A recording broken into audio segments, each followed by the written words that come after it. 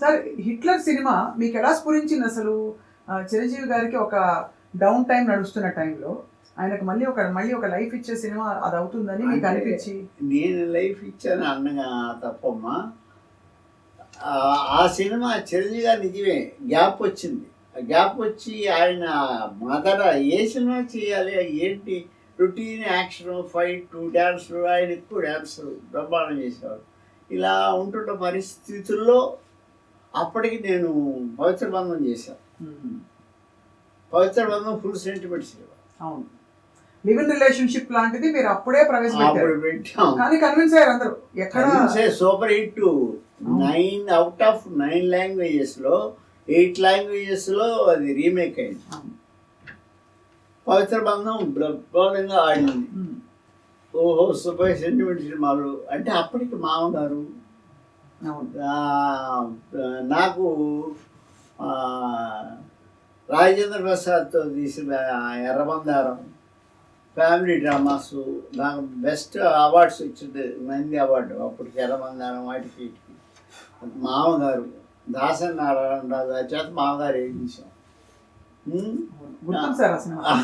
ఇలాగా హిట్లర్ అనే సినిమా కన్నడం ఉంది, అది మలయాళం. దాంట్లో మమ్ముట్టి వేసాడు. ఆ క్యారెక్టరు గురుగారు అయితే ఎట్లా ఉంటుందని ఎడిటర్ మోహన్ గారు ప్రొడ్యూసర్ గారు సుబ్బయ్య రాజు చూద్దాం అని చూసాము. బ్రహ్మాండం ఉంటుంది ఆయన వేస్తే గురుగారిని అంటే పోయి అప్పుడు ఆయన చూశాడు, ప్రొడ్యూసర్ చూసి ఓకే చేద్దాం అన్నారు. చేద్దామని అన్న తర్వాత అప్పుడు ఆ సినిమా చిరంజీవి గారు 5 చెల్లెలు, ఒక హీరోయిన్ రంభ, ఫాదర్ క్యారెక్టర్ వచ్చి దాసరి గారు. అలాగా అంటే పవిత్ర బంధం తర్వాత మంచి సెంటిమెంట్ సినిమా కదా అది. పవిత్ర బంధం బాగా ఆడిద్ది కదా. అయితే సుబ్బయ్య అయితే కరెక్ట్ దీనికి అంటే వరుసగా నాకు అన్ని సెంటిమెంట్ సినిమాలు మామగారు ఇవన్నీ ఉండబట్టి సుబ్బయ్య అయితే కరెక్ట్ అని చెప్పి నన్ను పిలిచి సుబ్బయ్య హిట్లర్ చేస్తున్నాం అంటే చిరంజీవి గారు చూశారా సార్, చిరంజీవి గారు ఓకే అన్నారు, నువ్వు డైరెక్టర్గా కూడా ఓకే అన్నారు. ఆ మహానుభావుడికి మనసులో దండం పెట్టుకొని నేరుకి వెళ్ళి దండం పెట్టి, ఇప్పుడు సినిమా ఇండస్ట్రీలోకి వచ్చిన ప్రతి ఒక్కడు ఏం కోరుకుంటాడు, చిరంజీవి గారికి ఒక సినిమా చేస్తే బాగుండు.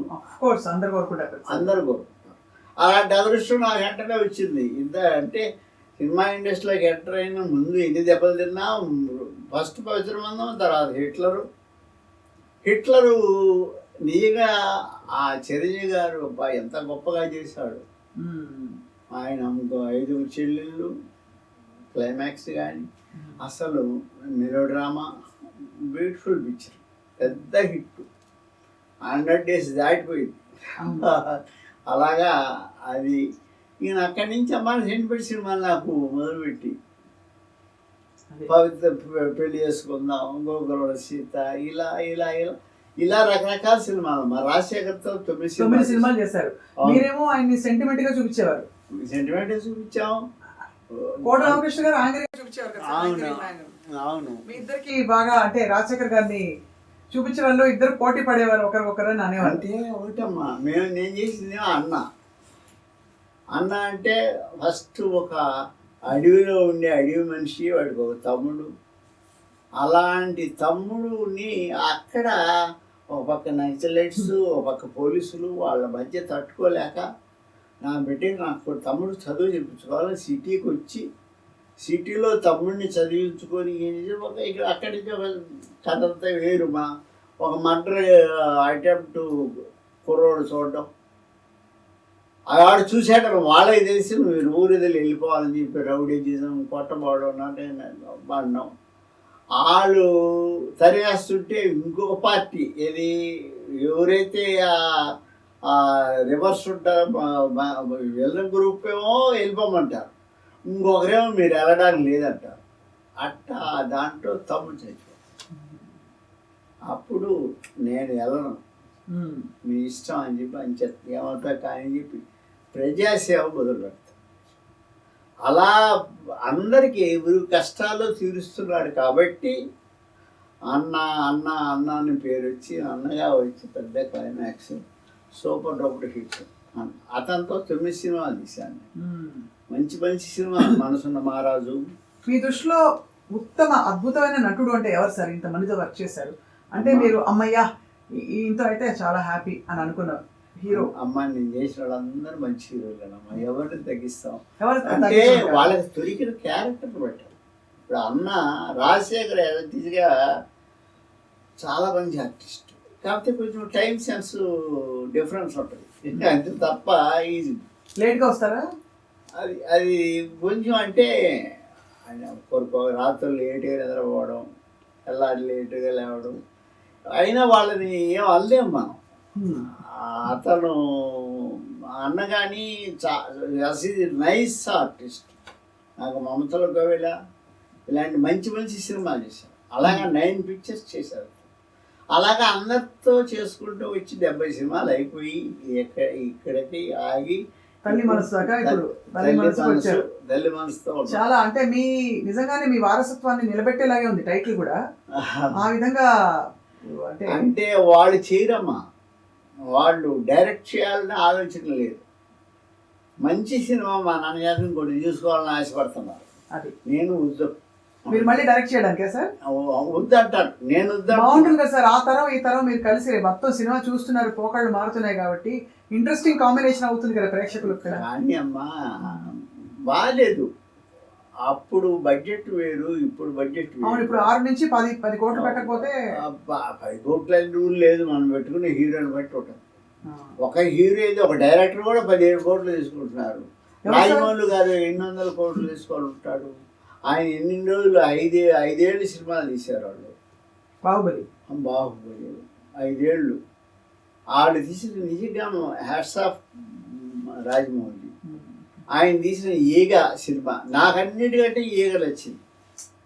ఎందుకంటే బాహుబలిలో సినిమా అది బ్లూ కటర్ షాట్స్ ఏదో కానీ ఏదో ఫారిన్ కంట్రీస్లో వెళ్ళి అది చాలా రిస్క్ చేసే డైరెక్టర్. వాటన్నిటికంటే ఆ ఈగ అనే సినిమా చూడండి మీరు. దాన్ని కాలు చెయ్యి కన్ను కదిలి కూడా తీసి హ్యాట్స్ ఆఫ్. అలాగా ఒక ఐడియా అది. అంత అయ్యో చాలా గొప్ప డైరెక్టర్. మన నేషనల్ వైజ్ మనకి ఇండియాకి పేరు తీసుకొచ్చిన డైరెక్టర్. అలాంటి డైరెక్టర్స్ వాళ్ళందరూ ఉన్నారు. వాళ్ళు పెద్ద సినిమాలు చేయగలరు. నాలాంటి వాడిని చేయలేను నేను. మా వల్ల కాదు, బడ్జెట్ మన వల్ల కాదు. మనల్ని నమ్మి అంత డబ్బు పెట్టేవాడు లేడు. అసలు పెట్టాలన్నా మన వల్ల కాదు. అందువల్ల నేను వద్దురా బాబు అని నేను అంటాను. మా వాళ్ళు కూడా పాపం ఏదో నాన్న చేత సినిమా ఇది బాగా ఆడుతుంది తర్వాత తీద్దామని ఆశ ఉంది, కానీ ప్రెషర్ ఇవ్వలేదు. వాళ్ళ జాబ్లో వాళ్ళకు ఉన్నాయి. ఎక్కడికి లిమిటేషన్ తల్లి సినిమాకి, ఎక్కడికి ఎవరు మహానుభావులు గొప్ప గొప్ప సినిమాలు, పౌరాణిక సినిమాలు ఒక్కటి. ఇప్పుడు ఈరోజు ఆ తులాభారం అంటే ఎబ్బెట్టుగా ఉంటుంది. అసలు ఎవరో ఆర్టిస్టులు ఎక్కడ చేద్దాం మనం. బాలకృష్ణ గారితో ఆగిపోయింది అంటే కొంచెం అమ్మ ఈవెన్ బాలకృష్ణ గారు కూడా ఆ స్టేచర్ రాదు కదా. రామారావు గారి స్టేచర్ బాలకృష్ణ గారు చేస్తారు, కానీ ఆ స్టేచర్ రాదు. ఆయన కూడా చేయలేదు కదా, మానుకున్నాడు తప్ప. రామారావు గారు వేసిన వేషాలు ఎవరు వేయగలరు? అసలు ఇండియాలో ఎవరు వేయగలరా? తమిళోళ్ళు తీసిన తమిళ పిక్చర్స్ తీసినా కృష్ణుడు ఈయనే. ఎన్టీఆర్ గారు కూడా వేయలేకపోయారు కదా. అసలు ఎవరు వేయలేదమ్మా, అసలు క్వశ్చనే లేదు. మహానుభావుడు ఎస్వి రంగారావు గారు. ఆయన ఎస్వి రంగారావు గారు లాగా ఎవరు చేయగలరు?